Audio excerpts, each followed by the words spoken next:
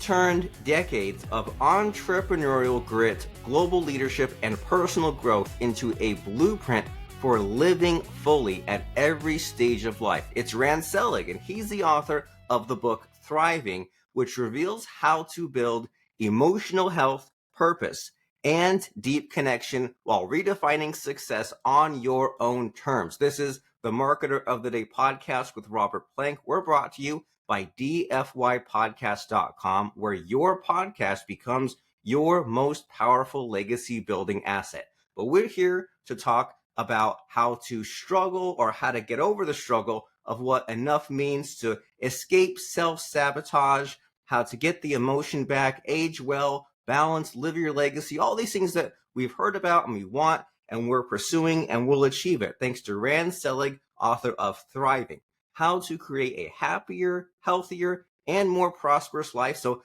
Mr. Rand, glad to see you. Glad to be speaking with you. How the heck are you? Oh, Robert, thanks for having me as your guest. I'm delighted to be here. And, if I'm going to write this book and I'm going to talk it to as many people as I can, I got to be the poster child for this. So Yes. I'm very aware of who I am. I'm very aware of the pitfalls that I've gotten through. So I am thriving. And I'm delighted to share not only my story, but my compass for doing that. Because I think everybody can design their own life. Everybody can be the author of their own story. I love it. And I like this metaphor of the compass, because a compass points somewhere, right? With you can be in the wilderness, in the woods, like you have behind you, and it's beautiful. But if you don't have just that simple device, it's not even much to look at, right? It just points, but without that point in the right direction, you can be completely lost for days. They send the search and rescue. You die of starvation or die of thirst, versus, hey, I get down the trail, I get back to civilization in an hour. And I'm always curious about like those ups and downs, because I feel like we all struggle with that. We all struggle with it's not always easy and we have to get through stuff. And I'm always just kind of struggling with, okay, well, I want to be happy and I want to be positive, but I also want to be real and honest. So like, where have you come from? What have you struggled with and overcome? Well, I talk about in my book. I have had three major obstacles I've had to overcome. One is the relationship I had with my father. My father, an amazing person. We buried him a year ago at Arlington National Cemetery. He fought in World War II and Korea War and Vietnam.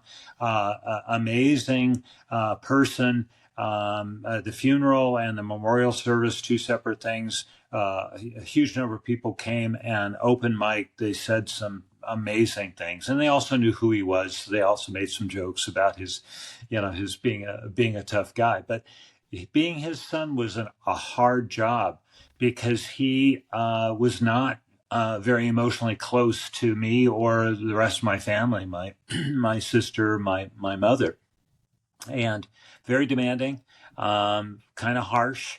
I don't know that he ever told me that he was proud of me. And he would thank me and occasionally for things I did, but it was tough. And so going through that decade after decade, it was kind of like old bull and new bull. Who's gonna go down and make the most of the pasture. And I finally said, this is not a winning recipe. And he's not going to change. He's not going to change. So if there's going to be a change in the relationship, guess what? It's going to be you. So I said, I have broad enough shoulders. I can do it. So what it meant was I had to listen to him. I had to respect him more. Even if I had to listen to a story I'd heard many times before, just listen in a different way. Listen harder. Ask a better question about it. Honor him for who he was. And it changed the relationship completely. He still didn't become really close to me, but it took away some of that negativity, and actually learned a lot more about him. So when I actually got the phone call that he passed away, I was just wave after wave of gratitude for having that father. Very nice. You figured some things out, right? A lot of people, they go their whole lives just frustrated and like kind of saying, why won't this person change? Or why am I so unhappy? Why is this so difficult? And as you're explaining this, what comes to mind is Bruce Lee says, be like water, right? We're like water. It's a force, and it can change and it can go a place. But also, if if it hits the sand, it moves the sand, but if it hits that solid wall, well, why are you trying to move something that won't be moved? And like, I feel like you hear a lot about this, right? About how, like, if you were a kid living in 1200 AD, boy, you might get Black Plague or cholera or get massacred. And so it makes sense how, like, all these generations before us were kind of like really harsh and mean and blunt and direct and stay out of danger. But hopefully we're living in a more safe time. There's still dangers, but it's not like you're not just going to get, a tidal wave wipes out your whole village tomorrow, right? Hopefully we're in a more like civilized, enlightened time. And so what was that process like? Like, how many years did it take to like to change your thinking? And like, instead of like, because you could have just like not talked to your dad, you could have like fought with him, but how did you get to this conclusion of like, hey, there's a gentler way to navigate this? Well, it took a very, very long time. I would say maybe as much as 20 years of struggle, of kind of fighting. I mean, we never really fought in a ferocious way. We never did name calling or whatever, but it was just kind of a tension, a degree of unpleasantness. And I kept on thinking, I know there's something better. And it got to, a point of, a lot more pain for me. And I said that this is not right. So I think change happens sometimes because there is so much going on. There's so much difficulty, so much pain. It's not like, okay, I can get through it. No, it's too much. And that's the time when you say, look, I'm going to get out of my little easy chair. I'm going to go over to the wall. I'm going to flip the switch and turn the light on and make that change. I have power. I have power, and I'm going to do that. And I'm going to try something different. Life is a series of experiments. Sometimes they work, and sometimes they don't. But you got to be in the game. You got to try. And so, fortunately, the set of things I did. And I'll share a little other story about this. I called up a friend of mine who's a counselor, and I said, "Hey, Eric, can I come over and talk to you?" He says, "Oh, you have another thing about your dad, right?"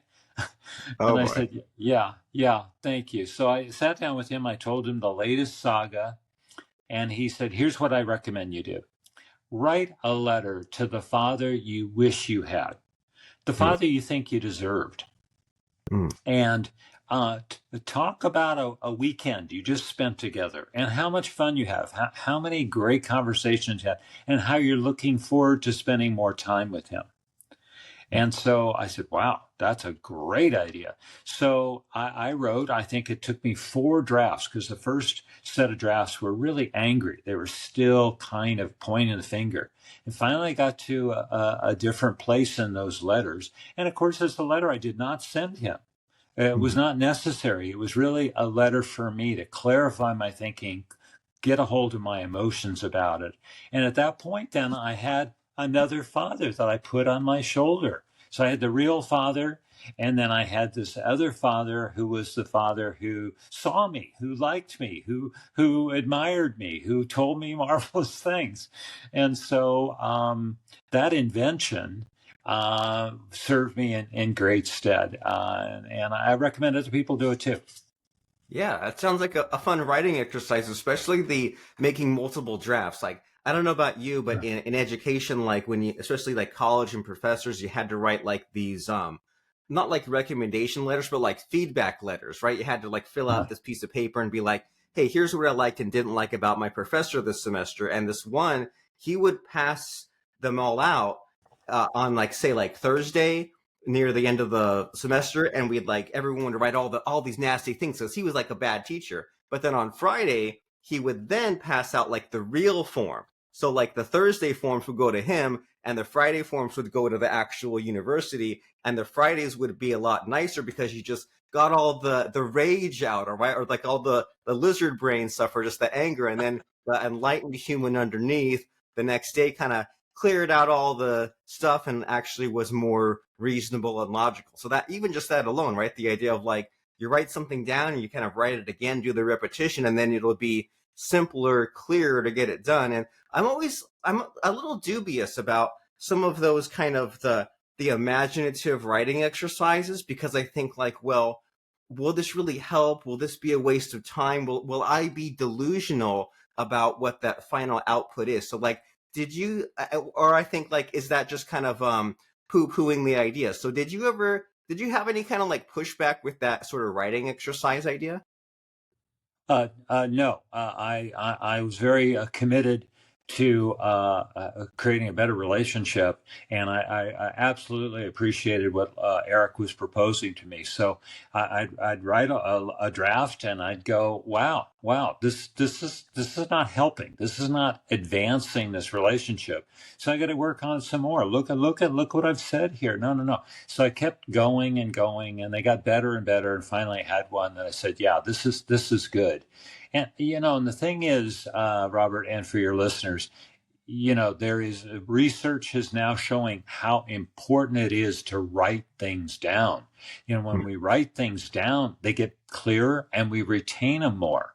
They're not just sort of swirling around in our head. And we're not just, talking to somebody who's willing to listen about it. Writing it down is a huge device. It's a really important tool, whether it's journaling or whether it's this kind of thing I was just talking about, writing a letter.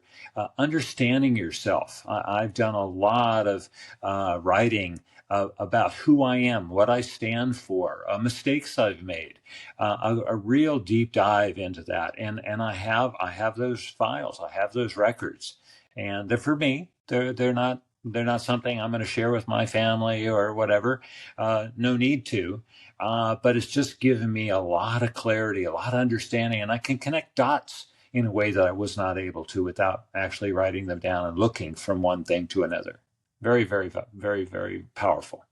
I agree. And I would maybe classify that idea in like many of the things we do as kids that we maybe that fall off as an adult that we then have to rediscover, right? Having a diary, it's kind of a young person thing to do. And you feel like any teenager keeps a diary, but then as an adult, many less of us do it because we tell ourselves we're so busy with work and obligations. Like, when do I have time for me to write down my thoughts? Well, if you don't, your thoughts will be a swirl, like you're saying, right? You'll be stuck in these same loops and telling yourselves these unhelpful stories. So get the words out, work through the stuff. And what has that led to for you? I know that you're an entrepreneur, you've built companies. So in life, what have you accomplished? Oh gosh, well, that's a very kind question. I've had a very full life because I've been very committed to being out there. I've served on 18 boards. I've been a scoutmaster and a little league coach. I do a lot of environmental work, not on boards and talking, blabbing, but actually rolling up my sleeves to do the work. Where my wife and I have been for 15 years the environmental stewards of our local marsh, and my wife kicks me and says, "We pull weeds, we take out the non-native invasives." I said, "Yep, that's what we do." But so I've done that. I built up a great company. I'm very pleased to say that it was just recently named the best investment banking in the state of California, which is a huge thing. It's a big state, a big economy. And we did that because of an attitude of service. We didn't come into a client relationship saying, how can we make some money here? How fast can we get this done so we can move on to the next thing? No, we have a proprietary approach to our mostly merger and acquisition business that starts with understanding our clients' objectives, which is a gift to them because in most cases, they don't really have clarity about that. And so for us to understand it, for them to understand it, then we can navigate and create a path that allows them to not only meet, but hopefully exceed their expectations and do the right kind of transaction. And I'll give you a little quick example of that. I've had a number of clients over the many years who say, "Oh, I want to sell." And I say, "Okay, well, great. I'm happy to talk to you about that, help you if I can. But tell me why you want to sell." And then they talk about a partner who was, they started off as a co-founder, and dial forward 10 or 15 years later, they were not enjoying each other's company. They were not contributing each other in the same way. And I said, well, if we could resolve this issue with the partner, maybe buy them, maybe reposition them. Would you still want to sell the company? Oh, no, I wouldn't. I said, well, how about if we work on that? And they're shocked. Would you help me with that? I said, absolutely, absolutely. And they say, yeah, but it's going to be a very different, much smaller fee. I said, that doesn't matter. Mhm. Very So nice. being of service, really focusing on objectives, and having a very high standard for quality. Again, this isn't get it done fast and cha-ching. This is about doing a great job. As a result, I've not ever had to do any marketing. All my old clients and the law firms and accounting firms that I've worked with say, when somebody calls up and says, "Hey, there's a conversation about selling the company," I said, "Don't waste your time with anybody else. Just get a hold of Rand." That's Nice. huge. Yeah. Yeah, so you're problem solving for others, and that's an energy I'm always looking to tap into because, like, I feel like if I don't deliberately, continuously, on purpose, keep seeking that, it falls away from me. Like, Yeah. some mornings I'll wake up and I'll look at my calendar and I'll say, "Oh, I have to do these meetings, I have to do these podcasts, I have to do these client calls," and the negativity sometimes creeps in the cracks. But then my antidote to that is to say, well, who am I helping? Like, who are these Yeah. conversations with people like Rand that I'm excited, and then who's our audience who then can benefit from that? And that's what like pulls me back of saying, well, hey, it's about the people who are stuck. And, of course, I'm stuck in my own various ways, but other people are stuck in way worse ways. And they're in these situations you're seeing, right? Where they're like, I've got to sell my company. It's not fun anymore. And man, if they just met you and had this meeting and they figured out a different path, like their entire life, their future could change. The magic could come back. And we were just talking before we recorded about how like you're really excited about the string of podcasts that you've been on recently. And so do you have anything to share with us about just like keeping that magic alive or discovering or rediscovering the magic? Because I feel like I need like not like a huge supply, but I need a steady supply of seeking that enthusiasm somehow. Well, I have a number of answers to that because that is such a huge question. And, all of us struggle. I've yet to meet a person. I've met lots and lots of thousands and thousands of people in my life. Everybody struggles at some point. Life is complicated and there's no such thing as a smooth thing. There's always a pothole that emerges, maybe sometimes at the very worst time. So, yeah, there are a number of things here. I have to start with purpose. If you understand you have a purpose, and purpose doesn't have to be this giant headline grabbing thing. Purpose is something you create. It's not something you find. Purpose doesn't have to be a giant thing. It can be just basic, like being a certain kind of person, like being kind, being a good listener, those kinds of things. Very committed to.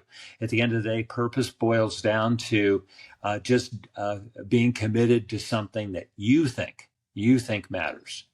Mm, I like that. So having purpose, write it down. It's not as if it's a one-time only purpose throughout your life. I've had probably 5 or 6 different purposes, and every so many years, maybe I don't know, every 4 or 5 years, I look at it. I spend some alone time with my purpose, and sometimes I change a word or I add something. I say, that's past. I don't need that, to sort of anchor me anymore. I'm gonna replace it with something else. So purpose it's just nutrition. It's just huge. And some people say that they write it down, they type it up in big thing, and they put it somewhere they're going to see it every day in the morning or at their desk, wherever. And they say that's my purpose. And it can be a guide, again, kind of like the compass thing, to how you're navigating. Are you going to spend time with people who are distracting, people who are kind of negative, to people who are in the way of your purpose? Well, you pay attention to that. Notice that. Another big thing, and an everyday thing, but it's a kind of simple thing. Pay attention to the words you're using. Are you saying, for example, I have to? Or are you saying I get to? A whole shift to being grateful for something. Are you saying I should? Or are you saying I could? Are you saying yes, but you hold up your hand? Well, which means you're kind of only listening to part of what was being said, or you're saying yes and, which is a much more inclusive thing. Hmm. Are you saying I'm busy, or are you saying I'm delightfully scheduled? Uh, So these are all words, and everybody has words that they're kind of floating around their head and they use frequently. And you just have to look at those words. Are they serving you? Are they propelling you forward? They give you enthusiasm and energy, or are they shrinking you and getting you stuck? oh. Such a simple idea, but overlooked by many people, right? Of pay Yeah, attention, especially to yourself, the words you think, the words you say, and then write these things down. That way, this purpose and these habits can repeat and reinforce and ideally grow over time. And I really like what you said there about that purpose idea because I've heard of that, but I haven't done it, right? The whole like think and grow rich idea of like, write out your plan and have it up on the wall. And I yeah, just, I'm unkind to myself in that way because I say, oh, I haven't done that. And I think that I get intimidated by these people with a huge purpose, right? Like I met a yeah. podcast guest who said he wants to take all the plastic out of the oceans. I'm like, you're insane in a good way. Or I saw something this morning where this guy said like no one should have to pay for housing as his purpose. I'm like, I can't measure up to that. Like it's so huge and it's so Yeah. unattainable that there's no connection to it. But I like how you say your purpose can just be to be a good listener and just you start small, start there, and then if you outgrow it or you want to enlarge it, then you can. But at least that way you're sticking to something. And you say that the purpose of your purpose, so to speak, is then when things come your way, you can sort them out and say, is this a distraction? Is this a personal waste of time? Or is this someone who can help me and I can help them? Is this someone on my path or not on my path? And it's such a simple concept, and especially the way you put it, but it needs to be said. And we only have a few minutes left in our conversation, but you're the star of the show, Mr. Rand Selig, and I want to make sure that we get to what's important to you. So in this conversation we're having, is there a missing question that I should be asking you? I just don't know to ask you. Well, I want to unpack a little bit what thriving is, Okay. because it's a word that's used a lot. And I think in general, people have a sense of what it is. We've talked about being the author of your own story and, you can design your own life. Those are really anchoring things. Basically, it boils down to you having the power. We have an enormous amount of power, each of us, to make choices about how we spend our time, who we spend our time with, our habits, and take a look at the good ones as well as the bad ones, and our feelings, choices about feelings. Are you, for example, choosing to be positive, or are you choosing to be cynical and frustrated and angry? These are all choices. This leads to, and this is the way I lay out my book, there's four really important elements to thriving. One is thriving personally, which is building character and having gratitude and managing your financial affairs well. It's a group of those. It's so foundational. It's half my book, actually. But then you go to thriving with others. Having built in the first part of thriving personally, a great relationship with yourself, then you can build relationships with others. And you can also take a look at in my work, am I a manager or am I a leader? They're very different kinds of things. And they have different skills and different kinds of tasks that are involved with those. Then I talk about thriving out in the world, which means being of service. John Wooden, the great basketball coach, you can never have a perfect day without doing something for someone else without any reciprocity. We also have to take care of Mother Earth. Very important. It's up to us. And then fourth part of thriving is thriving by moving ever forward in life. And it doesn't matter whether you're in your 30s or you're in your 70s or 80s, moving forward means being curious, being a lifelong learner. You're changing and the world around you is changing. So you got to do these things. Being curious makes life fun. You're gaining wisdom. Again, something you can write down, understand what is your wisdom.